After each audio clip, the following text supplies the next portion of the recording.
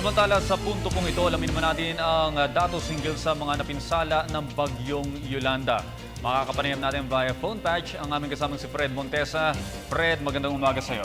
Magandang umaga, Audrey. Sa katatapos nga lamang na panayam ng National Disaster Risk Reduction and Management Council, as of today, ngayong umaga nga po, nasa 229 pa rin ang bilang ng mga nasawi.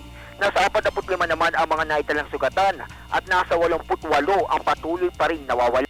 Nasa mayigit 2.55 milyong pamilya o katumbas ng 9.4 million individuals ang apektado matapos ang hagupit ng bagyong Yolanda sa bansa.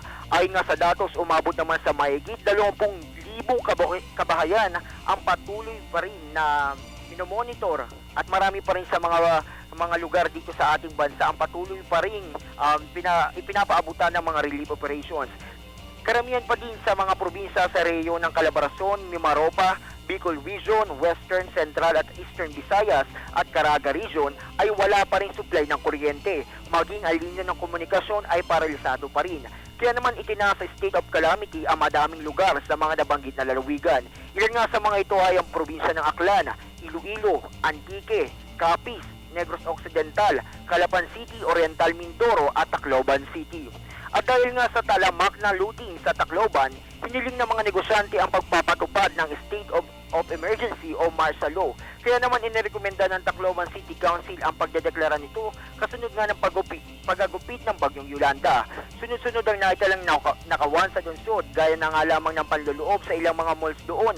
Ganon din ang pagnanakaw sa mga kaya ayon kay Vice Mayor Jetty Yaucasin, animoy walang batas na umiira sa lugar dahil hindi sumusunod ang maraming mga residente doon. Samantala nananatili pa rin suspindido ang mga klase sa elementarya at sekundarya sa siyam na bayan sa Cebu mula Nobyembre 11 hanggang sa Nobyembre 15.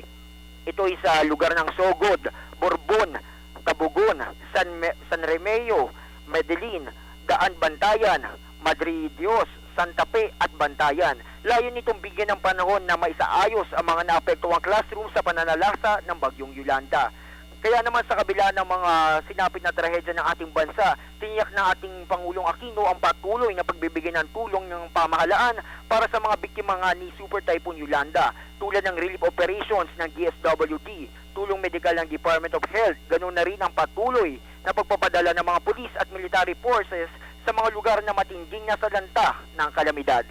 At yan muna pinakahuling detalye kaugnay nga ng patuloy na pag-ayuda ng ating pamahalaan sa mga biktima ng katatapos lamang o kalalabas lamang na bagyong Yolanda. Para sa Telebisyon ng Bayan, Fred Montesa. Maraming salamat, Fred Montesa.